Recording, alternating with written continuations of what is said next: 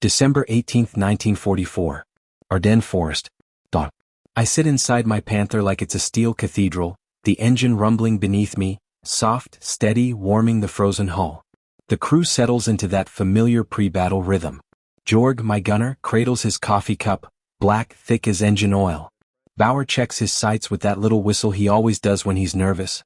Someone mutters a joke about hunting Ronsons again, Shermans that light up with a single hit. Outside, the world pretends to be calm. Mechanics curse at frozen wrenches. Distant artillery thumps lazily. The radio spits out dry, reassuring words. Positions held, flanks secured, nothing unusual. I lean forward in my cupola and stare into the trees. The fog drifts low, rolling like a gray river. Just another winter morning. Just another day of hunting Americans. For a moment, even in war, there is peace. The kind that makes you forget you're only alive because the shell meant for you hit someone else yesterday. Then I see them. Shadows in the mist. Shapes. Turrets. Shermans. But, wrong. The silhouettes are off. The turrets taller, the barrels longer. Much longer. For a heartbeat the entire forest feels unreal, as if someone rewound the world and taped over it with a different version. I blink. No, my eyes aren't lying. Something new is coming toward us. And even though I don't understand it yet, you, the one watching this, already know the truth. This quiet winter morning is about to become the moment when the hunter becomes the hunted. If you think you know how that happens, trust me, you've only heard half the story. Before we go deeper into this fog-soaked nightmare, hit subscribe so you don't miss the next chapters of this series, because what happens next will rewrite everything we thought we knew about armored warfare. I used to believe the Ardennes belonged to us, German country by right of steel. By the morning of December 18, 1944, every man in my company carried the same certainty. Our tanks were superior, our gunnery unmatched, our optics the finest ever made. The myths weren't just propaganda, they were the mathematics we lived by. For 3 years those numbers had carried us across continents. I had watched Panthers like mine rip through Soviet T-34s at distances where they couldn't even scratch our paint. I had seen American Shermans break, burn, and scatter before a single well-placed shot. Our manuals said one Panther was worth 10 Shermans. My own experience said that might be conservative. The Panther's long 75mm gun, our pride, was a scalpel at a kilometer, slicing through Allied armor with effortless precision. Our sloped glassy plate was a promise. Frontal shots are suicide. We believed it. We trusted it. We built our entire doctrine on it. And the Americans? We mocked them as a nation of tractors and refrigerators. Their tanks felt like cheap appliances to us. Simple, mass-produced, poorly armored. When their 75mm rounds hit our hulls, the clang was almost amusing. Shermans burned so easily that even the greenest German conscript called them Ronsons. A single spark, a single perforation, and the whole thing went up. We, the predators of Europe, had grown comfortable inside our superiority. But comfort is dangerous in war. Reports had trickled in, barely noticed, about Shermans with new guns, new shapes, new silhouettes. Most officers dismissed them. Field modifications, they said. Wishful thinking from American crews. No one believed the Americans could innovate fast enough to threaten us. Certainly not in winter. Certainly not here in this fog-choked forest. So when I looked into the mist that morning and saw those altered shapes sliding through the trees, I felt something I hadn't felt in years. Uncertainty. Not fear. Not yet. But the sense that the battlefield I thought I understood, its angles, its ranges, its rules, was shifting beneath my boots. You watching this already know the twist coming. You know those weren't the Shermans we had trained to hunt. But standing there in my cupola, with frost creeping across the vision blocks and my breath fogging the glass, I had no idea that the war's old laws were seconds away from breaking. And I was about to learn the hard way what happens when the enemy rewrites the equation faster than you can react. Our plan that morning was the same plan we had executed so many times it felt like muscle memory carved into steel. Panthers on the flanks, overlapping fields of fire, a clean kill zone stretching out like an invisible net. The Americans would roll straight into it, confident and blind, and we would reap them at distance. 800 meters, frontal aspect, 2 shots per target. Predictable. Efficient. Deadly. I briefed my crew with the calm certainty of a man who knows the outcome before the first trigger is pulled. Hold your fire until they're fully in the open. We kill the lead tank, then the last. Trap the rest. Jorg, my gunner, grinned under his frost-stiffened scarf. Easy hunting, Herr Oberleutnant. He meant it. Why wouldn't he? 14 Shermans had fallen to his guns since Normandy. He knew their movements, their silhouettes, the lazy wobble of their turrets as clearly as a hunter knows the twitch before a deer bolts. This would be no different. I gave the order. Fewer free. Our first shot cracked through the frozen air and vanished into the white haze. A moment later, it struck the lead American tank on the glacis in a shower of sparks. But instead of fire, instead of the satisfying bloom of an ammunition cook-off, the tank merely shuddered and kept moving. For a heartbeat I thought it was a trick of the fog. Then I saw the turret rotate. Smoothly. Quickly. Far too quickly. No Sherman turret moved like that. The barrel tracking us was longer, absurdly long, like a spear aimed across centuries. The silhouette wasn't the squat shape we knew. It looked wrong, predatory in a way American armor had never been. Jorg fired again, cursing under his breath. Another hit. Another meaningless spark. The American didn't stop. It fired. The sound was different, heavier, deeper, like the world itself exhaled steel. Something slammed into our frontal armor with a force I felt through the soles of my boots. The Panther lurched. My ears rang. A thin plume of smoke curled up from the driver's compartment. Impossible, Jorg whispered. But it wasn't. A shell, an American shell, had just pierced the armor we believed untouchable. The mathematics of our survival, the equations we trusted like scripture, cracked apart in that instant. I tasted metal in my mouth and realized it was my own blood. The crew looked at me, waiting for an explanation. I had none. And as the fog thinned, more of those long-barreled shapes emerged, sliding into view like ghosts given form. I understood the truth. The hunt was over. We were the prey now. Panic doesn't arrive all at once. It seeps in through the cracks. First a whisper on the radio, then a tremor in a veteran's voice, then a silence where confidence used to live. Our first exchange with the new American tanks should have been a fluke, an anomaly we could explain away. But the forest didn't give us time to lie to ourselves. Wave 1 hit us before we had even repositioned. Panthers along our flank opened fire at what we all believed were safe distances, 800 meters, 1,000 more. Perfect shots, perfect angles. And yet the reports crackled in. Hit the lead tank, no effect. Returning fire. Skice, they're penetrating. Panther 221 is burning. Frontal hit, frontal hit. Frontal. The word alone chilled me more than the winter air. Wave 2 came with new orders from battalion. Hold the line, maintain doctrine, these must be isolated cases. Intelligence officers told us the Americans had improved ammunition, but without tungsten reserves they insisted it couldn't be widespread. A comfort spoken by men who had never watched a shell melt through armor like butter. We obeyed because doctrine was all we knew. It failed again. Those Shermans, if they were Shermans, worked in pairs, one firing while the other advanced. Their coordination felt unervingly precise, as if they had studied our habits and were now dismantling them piece by piece. Each engagement widened the hole in our assumptions. Wave 3 forced us into the tactics we once mocked the Soviets for: ambushes in ruined barns, firing from behind collapsed walls, hiding in forests so thick we could barely traverse our turrets. Every move became a gamble. Every kilometer earned was paid for in fire and metal. My crew adapted fast. Jorg stopped joking entirely. Bauer's hands shook when he loaded the breech. Even our driver, young, fearless Paul, began asking whether we should pull back before firing. When a Panther crew hesitates before shooting, the war is already lost. The reports kept coming, each one a nail in the mythology we lived by. Tiger down, 1 shot. Panther column halted, unknown long gun. 76 mm Shermans, penetrating from 900 meters. HVAP, they're calling it HVAP. The word meant nothing to me then. Would mean everything soon. By dusk, the fog thickened again, smothering the battlefield in gray silence. We sat inside our Panther, breath frostbitten, hearts pounding, listening for engines we no longer wanted to meet.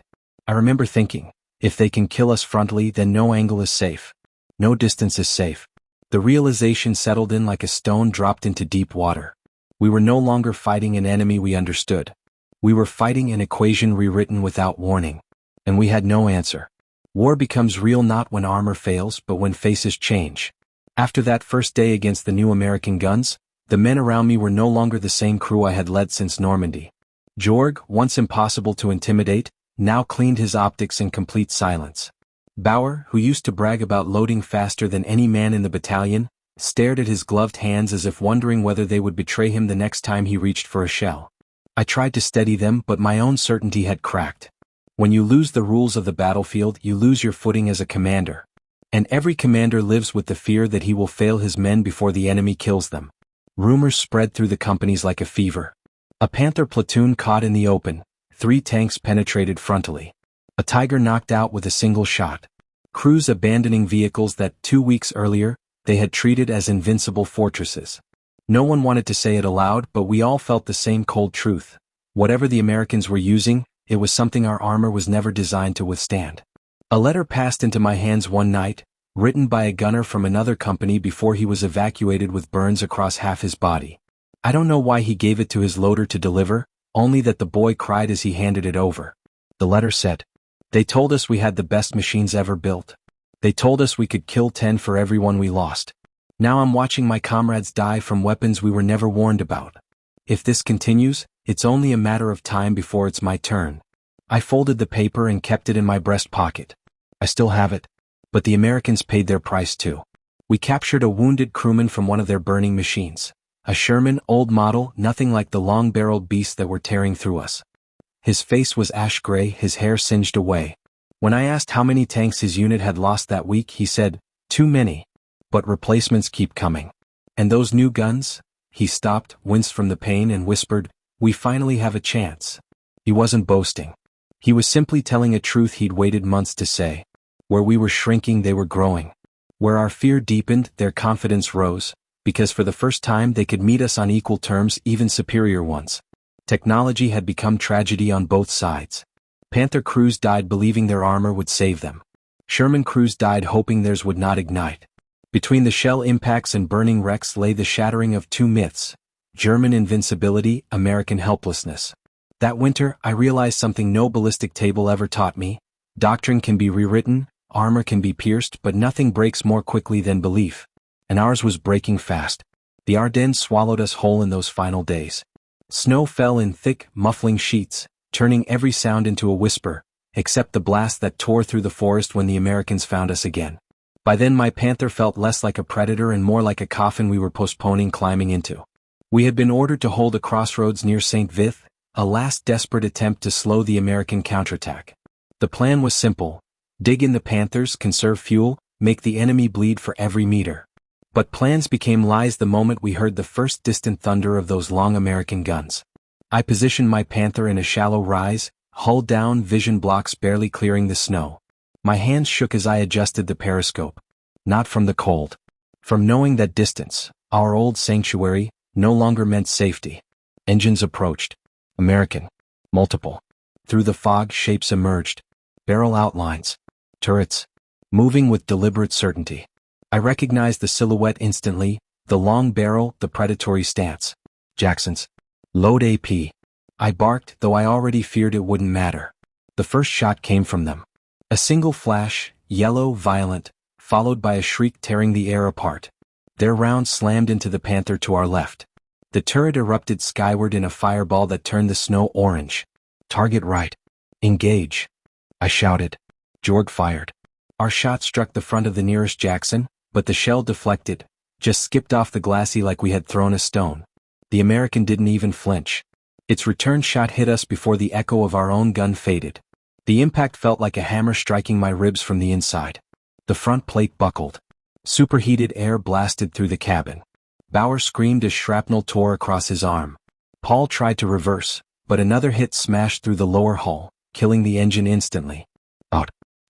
Out. I yelled, yanking the hatch open. We scrambled into the snow as our Panther burned behind us. Boiling fuel, popping ammunition, smoke thick enough to choke God himself. Jorg coughed blood. Paul dragged Bauer by his webbing, slipping over roots slick with ice. Another explosion ripped through our machine. The turret tore loose, landing crooked in the snow. 47 kill marks scorched off in an instant. Of 5 crewmen, only 3 of us survived. And across the forest, the same scene was repeating. Panthers smoldering. Tigers abandoned. Engines dead. Crews scattering like panicked infantry instead of armored hunters. My company, 12 Panthers strong at dawn, was reduced to 4 by nightfall. Strategically, we were dead men walking.